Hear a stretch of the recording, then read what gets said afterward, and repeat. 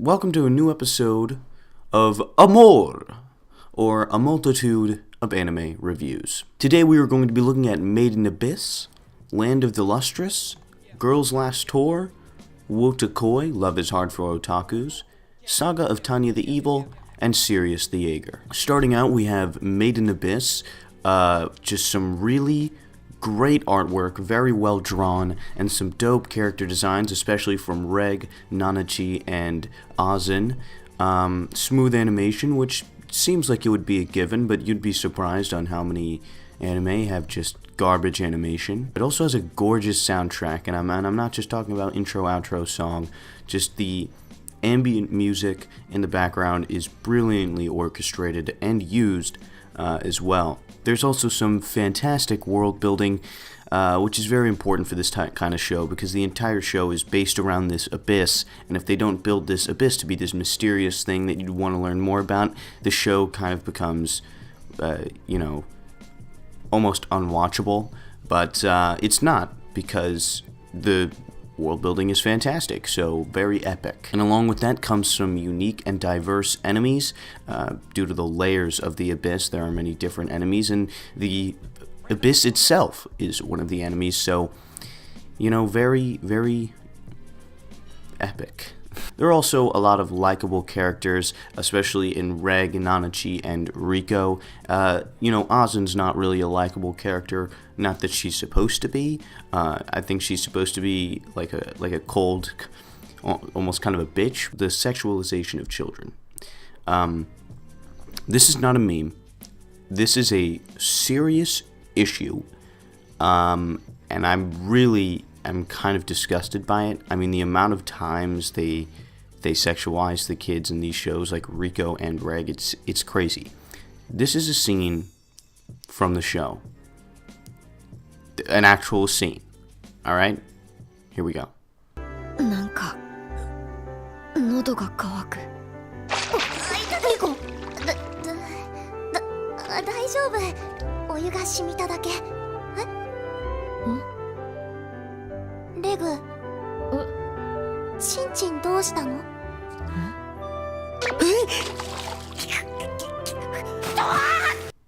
？Yes.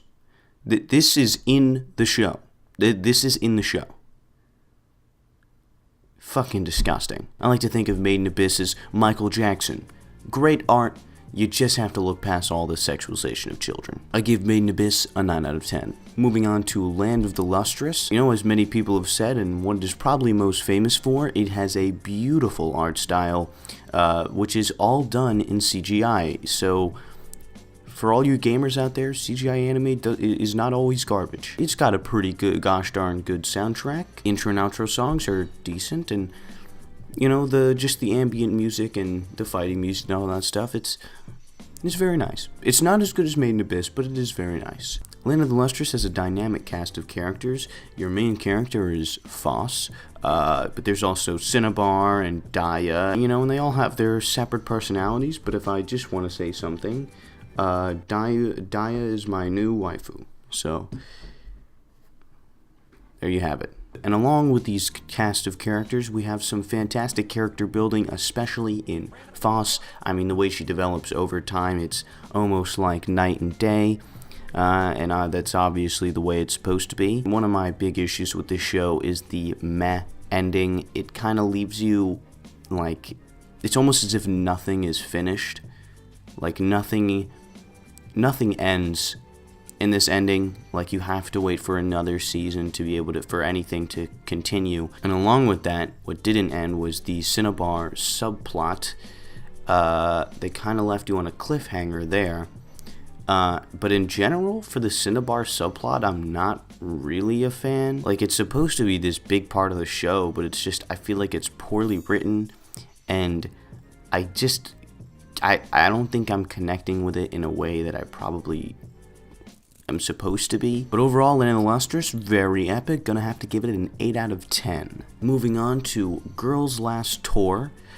Starting off, it has a perfectly contrasting art style, and what I mean by that is that the world around these two girls that you follow is bleak and mundane and, like, kind of run down. and then you have these two in the foreground, these two like characters, and their character design is like fun and upbeat and childish almost. It perfectly represents what the show is trying to, like, what the show expresses, because these two girls are nothing like the world that they explore. They're just such outliers in this vast, unexpansive wasteland. It's almost as if they don't realize they're in a post-apocalyptic world. They do have some pretty good world building, and there is a very interesting world that I would like to know more about, but I feel like they kind of crammed a lot of the answers to the world in the last episode. And I don't really hate that, and I'll discuss why because of the ending. But I still felt like there were a lot of questions left unanswered at the end of the show. It's not a huge deal, nothing major. One thing I'll have to say is that there is very little action in this show. This is a very dialogue-heavy show because, let's be real, mindlessly roaming an empty, vast wasteland, it's not fun. It's not glamorous, and the only thing you really have to do is talk to the person next to you, and that's kind of all you get. This show, again, like I said, is very dialogue heavy. The entire show pretty much consists of these two characters conversing with each other and discovering new things that they didn't really know about. It's a very interesting show concept, but I do understand if someone wouldn't enjoy the show and think it's boring, because, and I'm going to use an example here of The Shawshank Redemption. The Shawshank Redemption, for most of the movie, like up until like the last quarter, is very, very dialogue heavy. It's mostly dialogue and the development of characters. Like, that's most of the movie, and I love that movie. It's my favorite movie of all time, and I think that the dialogue and the script in general is like indescribably good. It's amazing. But my dad not only doesn't like the movie, he can't even finish it because he just thinks it's boring. Like, he can't sit there and just listen to people talk for an hour and a half, and I completely get that. And if you can't sit through this kind of thing, then you are going to have a hard time watching this show. Personally, I do enjoy that type of stuff. I do enjoy some great, the thing is that you have, if you're going to do this type of show, you need to have fantastic writing, and this does shine through here. Not in like these insane, deep monologues, but in these just mundane, kind of childish, girlish, curious conversation that, you know, realistically these two characters would have in this type of scenario. And after all this is going to bring me to the ending. The ending is amazing. I'm not going to spoil it anything. If you get to episode 5 and you're starting to feel like you kind of don't watch anymore, it's too late. You have to watch the ending because it's just fucking incredible. Can't even, it's hot sex. Girls Last Tour, 8 out of 10. Next we have Wotakoi, Love is Hard for Otakus. It has an appealing art style with bright colors. I really like the coloring in this, in the drawings. But the animation is mediocre at best. Very choppy, clunky. I wouldn't say it's lazy, it's just not good. Now, this show is like, it's a comedy mostly, but there is some romance in there. I wouldn't go as far to say that it's a rom-com, but I do think that romance is like a pretty prevalent aspect of this show. And the romantic moments, if you will, just don't hit as hard as they do in the manga. And I have read everything that has been released in the manga, and I'm telling you right now that the manga just has much better sexy moments. The jokes don't land as well as they do in the manga, and I think this is because the music is bland and the voice acting is average. And aside from that being the reason the jokes don't land, I mean, the show is just boring. Like, the manga, overall the manga is just much better. Wotakoi, 5 out of 10. Next we have Saga of Tanya the Evil. Now this is a very interesting show. From the surface, it looks like a young girl who's a Nazi, right? That's what it looks like. And it's kind of what it is. Tanya is fighting for Germany, and as like a magic, as like a mage, and she can like fly around and shoot explosive bullets. Like it's weird. I'm gonna start off by saying that most of the artwork is really good and consistent, except I do not like the female characters, Tanya included, and the other female character who I cannot remember the name of at the moment. Yeah, they look like frogs. They look really bad. Like, their mouths are just so big, and their noses don't exist, and their eyes are also big. Like, they just look like fucking frogs. The animation is smooth. The soundtrack is meh. Like, the ambient soundtrack is like whatever. And the intro and outro songs are horrendous. They are probably some of the worst songs I've ever heard in my entire life. I just hope I never have to hear anything like that ever again. The antagonist of this show, aka Being X, is just one of the best antagonists I've ever seen for a show. Not quite as good as Yoshikage Kira from JoJo Part 4, but still a fantastic antagonist. As well as that, we have a very complex main character in Tanya. She's called Tanya the Evil in the show, but I think as the show goes on, she's not as evil as one might think. Still kind of a bitch. Overall, the show is very unique. It's not quite an 8, but it's also not quite a 7. 7.5 out of 10. And lastly, we have Sirius the Jaegar. This show has a bland art style, but it's very well drawn, and the outfits are also are dope. The outfit design is very dope in this show, but it's coupled with this just bland art style. It's not that it's not very good, it's just, like I said, it's bland. It's generic, kind of. It's just generic anime style. So, there is smooth animation, and I'll give it that, very consistent. What's not epic, what's not good on the animation side are these unnecessary still frames. I don't know, why they're there. They look out of place. They're not well done. And the show was 24 minutes.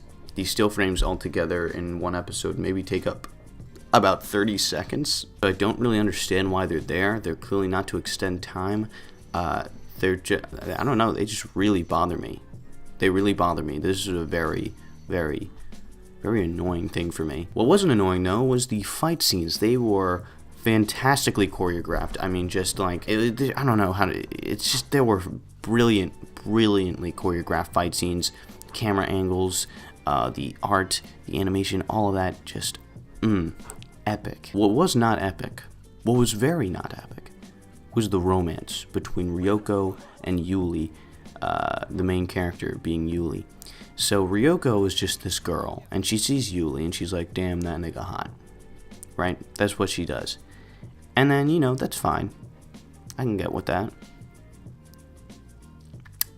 But then she meets Yuli, and they're completely not compatible at all. And yet, even after just meeting him, she follows him to the ends of the earth. That's fucking retarded. That's fucking retarded. What is that? I don't understand, dude. Ryoko's existence as a character is utterly pointless. The show would be completely the same if she did not exist, except it would be better. So, great job, Ryoko, you're a cunt. The antagonists of the show, the enemies, the vampires, are very uninteresting. They're super bland. What makes a good antagonist is that you have to feel like they really have a plan. Like, they really have something in mind that they want to do, and they're not just doing something evil. And you almost have to feel as if, given the right situation, you could side with the antagonist. That's what makes a good enemy. That's what made Yoshikage Kira such a good antagonist. But you get none of that with the vampires. You just want them to die, and you kind of just don't care about anything they have to say. This show is very melodramatic. I'm not gonna go in, I am gonna go into why. Fuck it, I don't think anyone's gonna watch this one after the rating I give it compared to the other ones. So basically, Yuli's whole family died, and his whole village was killed by vampires, and then his brother was spared, but he was made to be a vampire servant, and then there's that whole shit, and overall it's just very melodramatic, and I'm kind of indifferent to this, to be honest. It's fine to have a melodramatic show. It's just a little cliche. I don't really care. I just wanted to put that out there. As for the ending, it was satisfying. The show certainly ended, but it wasn't amazing. I thought the end of the end had just mediocre dialogue that was really dumb, and yeah. So Sirius the Jaegar, that's going to be a 6 out of 10. But more than that, thanks for watching. I appreciate it. I appreciate you. Have a great day. That's a back, it's mine. Bitchy back like to remind or recline. I'm killing it by design every time. Like high ends in my lens, giving all like island. Performed in more islands than Onyx's broken silences. Style is the wildest, they hound cause I'm childish. Though my hindsight is foresight to all the elders. I be grooving more than Stella, moving more than interstellar. I'm coming up from me going around, no propeller.